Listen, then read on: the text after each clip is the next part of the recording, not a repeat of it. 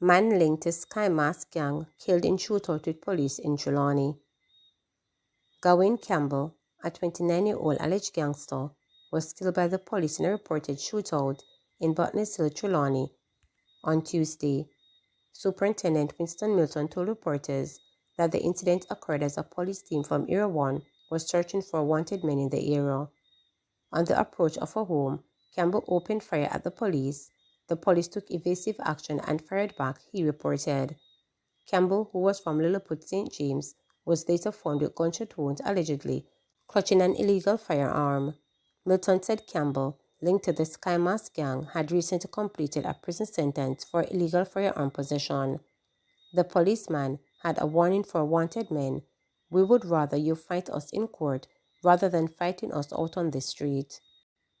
24-year-old man electrocuted after touching zinc in Westmoreland. A 24-year-old man died after he was reportedly electrocuted in Westmoreland on Tuesday, the police stated.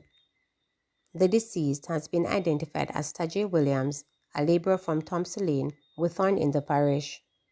The police report that approximately 2:30 p.m., Williams was on a premises when he touched a piece of zinc that had been entangled with electrical wires.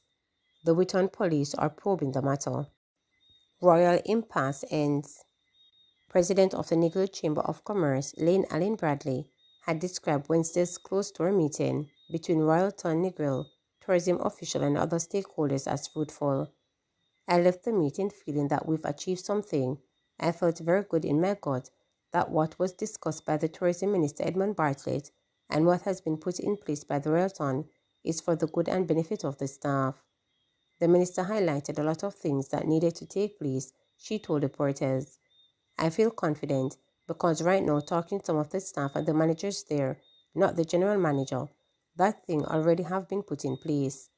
The staff that we spoke to, they also feel everything is not totally right, but it's getting there, starting from after the strike. That's how I came out feeling confident," she explained.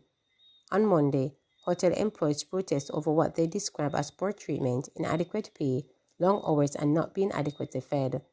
They appealed to Tourism Minister Edmund Bartlett to intervene and suggest that it was time for tourism workers to be unionized.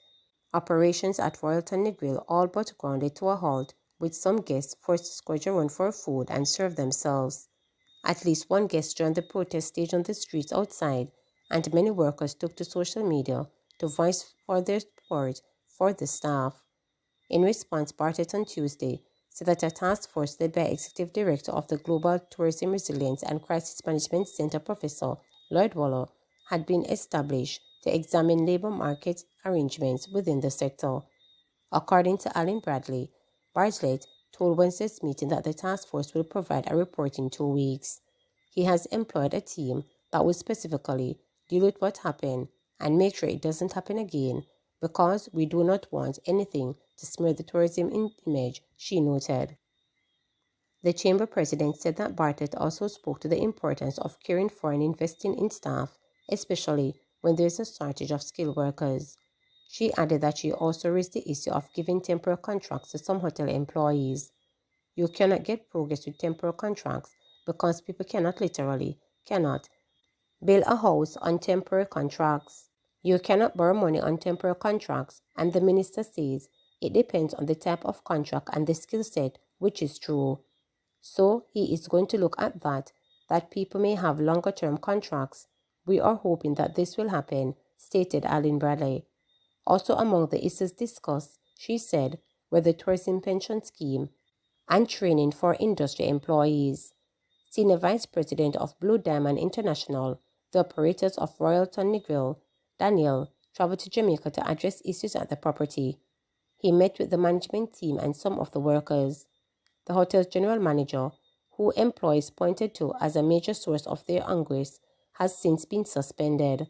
Allen Bradley also said that Daniel about claims of the local managers were merely acting on directives from the corporate office, and he assured her that there would be changes. "As a Chamber of Commerce president, I told him I am going to follow up on the change," she noted. Following the meeting, Stakeholders concerned about protesters' complaints that they were not being adequately fed were given a tour of the staff canteen. Honestly, it looked really good, and I said to them, I hope this is not just papers over the cracks and that we will permanently, and this is not just a show. And he said no, related Alan Bradley. Peak Hour Word Survey shows JUTC operating more efficiently. Continuous assessment will be done, stated Owen Ellington. Acting Managing Director of the Jamaica Urban Transit Company, JUTC, Owen Ellington, says he is satisfied that the self-owned bus company is operating more efficiently. Speaking to reporters, Mr. Ellington explained that the company conducted peak hour survey on the roads, which revealed that commuters were being picked up on time and were traveling in a more comfortable and dignified manner. He pledged that continuous assessments will be conducted to ensure the company effectively respond to the nation's transportation needs. On September 6, Transport Minister Darrell Valls noted that staff morale and efficiency were the two main areas of focus in the government's plan to boost operations at the state-owned bus company.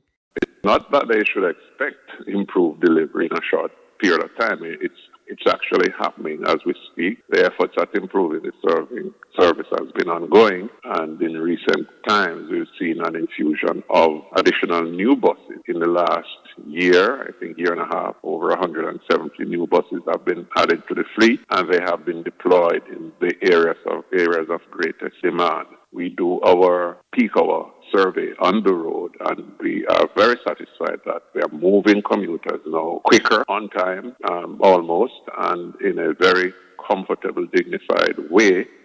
It's our intention to continue to assess the seat demand in different areas at different times of day based on our market research, so that we can be far more strategic in our deployment of assets, and we can be more responsive to the transportation needs of those commuters who depend on the JUTC services. So I would again like to encourage commuters to, use the service. It's low cost, it's safe, it's clean, very good buses, and to tell your friends and families about it, because we are willing and hopefully we are able to move more and more commuters at low cost.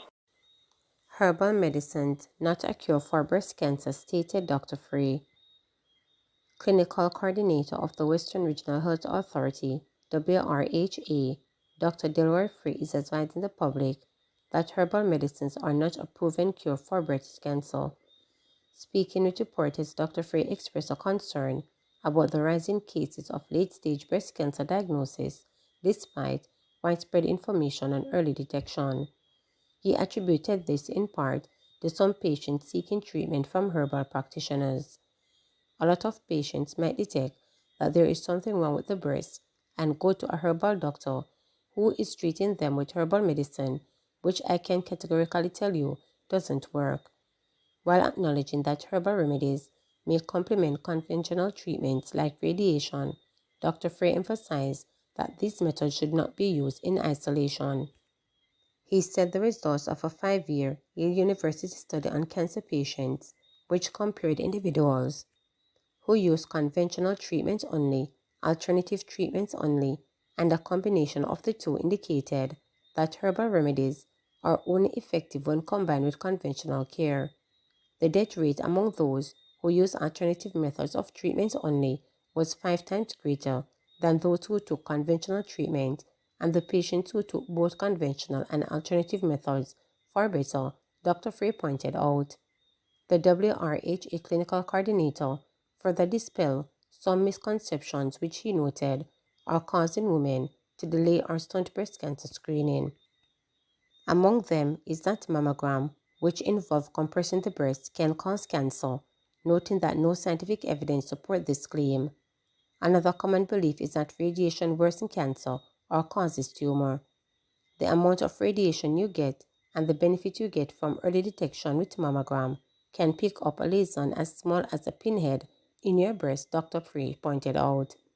In addition, he said some women are so fearful of losing their breasts that they delay seeking medical attention even after noticing abnormalities. The fear of losing the breast is another issue, but when I try to tell them, no, that you can remove the breast and replace it immediately with your own tissue from your body or put in an implant in it. So you really don't have the psychological impact of looking down and not seeing the breast he noted. Dr. Free assured the Corner Regional Hospital CRH is adequately equipped to offer the highest level of care for breast cancer patients, noting that the treatment is comparable to any first world country. Remember to subscribe, like, share, and click the notification bell for daily updates.